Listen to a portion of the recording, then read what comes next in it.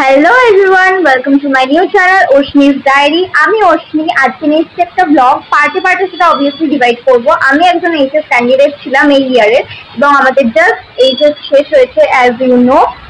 আর এই দুদিনের সাথে আমি চলে যাব দীঘা। আজকে ব্যাগ গোছাচ্ছি, কালকে আমরা ভোরবেলা যাবো আর কি। কালকে ভোরবেলা ট্রেন কি নিয়েছি দেখাচ্ছি, এখনো কিছু গোছানো হয়নি ঠিকঠাক করে। তো মোটমাট একটা অ্যাভারেজ দেখাচ্ছি, তো হ্যাঁ দেখে নাও। মোটমাট দেখো জামা কাপড় যা গুছিয়েছি, চশমা, সানগ্লাস, চুড়ি টুড়ি কিছুই ঢোকানো হয়নি। ওখানে ক্রিম আছে, মাইসিলিয়ার ওয়াটার, একটা মেকআপ রিমুভার জন্য কাপড়, মেকআপের পাউচ, এটা বেসিক্যালি সব জিনিসপত্র রাখা রয়েছে, একটা স্প্যাঞ্চি রয়েছে, ক্লিপস রয়েছে, আর এখানে ফেস ওয়াশ, মাইকের ব্যাগ, ঘড়ি ফড়ি, আর এইটার মধ্যে সব কিছু ক্যারি করবো আর কি, ট্রাইপডগুলো। তো মোটমাট আগে গুছিয়ে আসি, চলো। বাড়িটা রাস্তার পাশাপাশি, তারা হয়তো জানো যে কিরকম একটা আওয়াজ হয় সাইড দিয়ে, রাস্তার প্রচুর গাড়ি ঘোড়া যায়। যেহেতু আমি আজকে 10:30 সময় রাতে ভিডিও করছি যাতে গাড়ি ঘোড়ার আওয়াজটা কম থাকে, বাট সেটা হচ্ছে না। সো প্লিজ একটু স্কিপ করে নাও। আর যেহেতু আমার নতুন চ্যানেল, আশা করি ভুল ত্রুটি কিছু করবোই অবশ্যই। I am not perfect as them যারা অনেকদিন আগে থেকে করছে। সো চেষ্টা করছি যাতে ভালো হয় ব্লগটা। তোমরা একটু সাথে দেখো, পাশে দেখো, সাপোর্ট করো। তো চলো বেশি কথা না বলে গুছিয়ে নেওয়া যাক। গোছানো হয়ে গেছে। একটা বড় ব্যাগ হয়েছে, দুটো ব্যাগ হয়েছে বেসিক্যালি। একটা বড় ব্যাগ হয়েছে জামা কাপড়ের, একটা সাইড ব্যাগ হয়েছে। ব্রাশটা পড়ে রয়েছে কারণ ব্রাশটা আমি সকালে করবো বলে। এখন প্রায় বেজে গেছে কটা, এখন প্রায় 11টা 4 বাজে। তো কালকে ভোরবেলা 3টেয় উঠতে হবে, তাই জন্য আজকে তাড়াতাড়ি করে খেয়ে নেবো।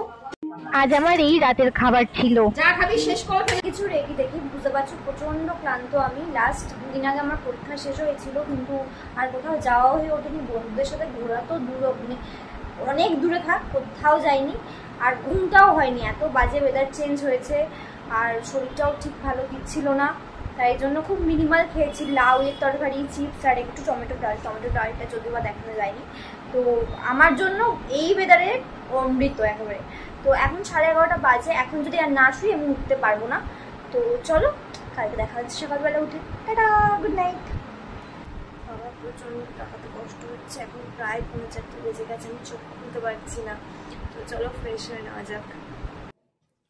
তো আমি রেডি হয়ে গেছি। একটা ঘড়ি পরেছি, জাস্ট স্টার টিপ পরেছি। টিপটা আমার কোটু সবসময় পরি, কুর্তি পরলেই আমি টিপ পরি। তো তোমরা কমেন্টে জানাও কে কে আমার মতো টিপ পরতে ভালোবাসো কুর্তি পরলে। আর একেবারে অ্যাকচুয়ালি বাবা এখন খাচ্ছে ভাত, মা কিছু খায়নি, আমিও কিছু খাইনি। আমরা অলরেডি একটু লেট, কারণ আমি না ফোনের অ্যালার্মটাই শুনতে পাইনি। আমি জানি না এরকম কী করে হলো, বাট আমি ফোনটার অ্যালার্মই শুনতে পাইনি। তো একেবারে রাস্তায় বেরিয়ে কথা হচ্ছে। টাটা। আমরা বেরিয়ে গেছি দুদিকে দুটো ব্যাগ নিয়ে। পুরো রাস্তাটা পুরো অন্ধকার, দেখি কি পাওয়া যায় এত রাতে। আমরা একটা রিক্সা পেয়েছিলাম, পায়টানা রিক্সা, আর বাবার সামনে হাঁটছিল। পরে দেখি বাবা একটা টোটো রিক্সা পেয়ে আমাদের আগে চলে গেছে। দেখতে দেখতে আমাদের ট্রেনও চলে এসছে। সকালের তুলনায় একটু বেশি ভিড় ছিল, তাও একটা বসার জায়গা আমি পেয়ে গেছিলাম। আর এখানে দেখো অ্যাঙ্গেলটা একটু ভুল হয়ে গেছে, এটার জন্য আমি সো সরি। তারপর দেখতে দেখতে শিয়ালদায় পৌঁছে গেছিলাম। দেখো 5টার সময়, 5:09 বাজে তখন। আমি ওখান থেকে টাইম দেখেছি, তাই তোমরা ওখান থেকে টাইমটা দেখো।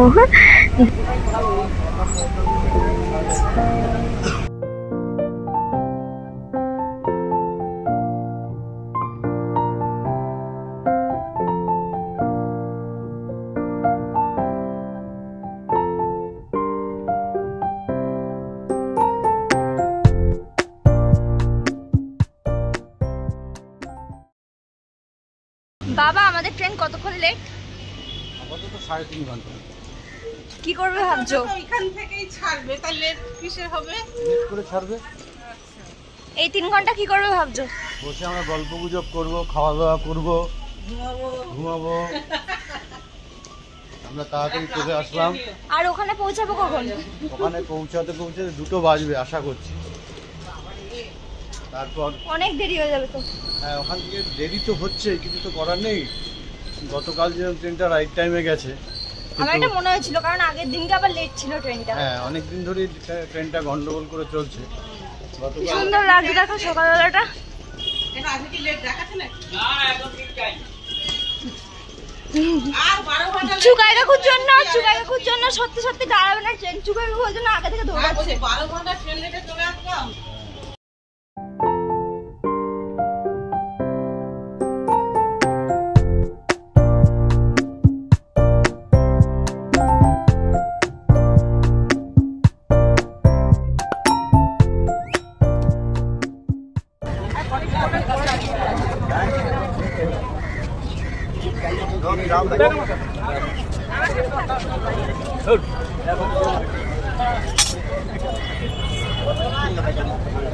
হাওড়া স্টেশনে এবার এখানে একটু চা খাবো, তাই জন্য আমরা হল্ট করেছি।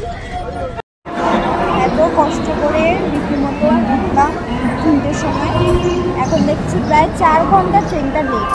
ভোরবেলা বিস্কিট ছাড়া কী বা খেতাম, তাই আমি আর বাবা বসে বিস্কিট খাচ্ছিলাম। ওদিকে দেখো বাচ্চাটা কি সুন্দর ঘুমাচ্ছে। জানি না আমি কতটা কি শোনা যাচ্ছে, কারণ এত আওয়াজ না বাইরে। আমি চেষ্টা করছি যাতে আমার ভয়েসটা আসে, একটু মানিয়ে নাও, কি বা বলবো, এখন কিছু করার নেই। তো যাই হোক, দেখি কি খাওয়া যায়, কি কি ওঠে ট্রেনে। বাইরে তো খুব একটা খাবো না, তাও দেখি। ছোটবেলাকার টিফিনে ঠিক ম্যাগিটা এরকম ঠান্ডা হয়ে গেলে এরকমই হয়ে যেত, তো আজকেও ঠান্ডা হয়ে গেছে, কিছু করার নেই। এখন আমি এটাই শেষ করে নেবো। A few moments later. আমাদের গাড়িটা এখন ছেড়ে দিয়েছে, অনেকটাই লেট, তাও প্রায় 10-15 মিনিট লেট। এমনিতেই তো 4 ঘন্টা লেটে এসছে, এখন আবার 10-15 মিনিট লেটে ছাড়লো। ভগবান জানে, পুরো বিকেল খাবার হয়ে যাবে মনে হয় পৌঁছাতে। হ্যাঁ বলো, ওখান থেকে এতটা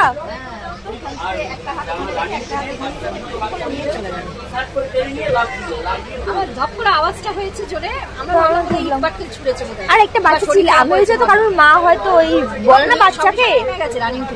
ঘটনাটা হয়েছে যে একটু আগেই, কিছুক্ষণ আগে দুজন মহিলা, মানে একজন মহিলা দুজন পুরুষ আর কি এইখানটা বসছিল। একজন মহিলা একজন পুরুষ, তো তাদের ঠিক জিনিসটা কি ভয়ানক একটা জিনিস। আমি তো ঘুমিয়ে পড়েছিলাম, আমি জাস্ট একটা আওয়াজে উঠে গেলাম। কি হয়েছে, ঠিক এইখান থেকে এইখানে একটা ডিস্টেন্সে যখন ট্রেনটা ছাড়ছে, তখন একটা বাচ্চা লিটারালি এরকম একটা ডিস্টেন্স থেকে ফোন নিয়ে গেছে মহিলার, মানে মহিলাটি সেই মানে ফোনটা রেখে এখানে চার্জ দিচ্ছিলেন বা কিছু করছিলেন হয়তো। তো ফোনটা বাচ্চাটা মানে জাস্ট হাতে ফোনটা নিয়ে এই রডটা থেকে নেমে লাফ মেরে দিয়েছে। আমি বুঝতে পারি না যে এতটা রিস্ক নিয়ে ফোন নেওয়ারই বা কি দরকার, এবং তারাও চলে গেলেন, তারা আর জার্নিটা করতে পারলেন না। আজকে সকাল থেকে খারাপ হচ্ছে, আমি জাস্ট জানতে ইচ্ছা কত খারাপ হবে, ভগবান জানে।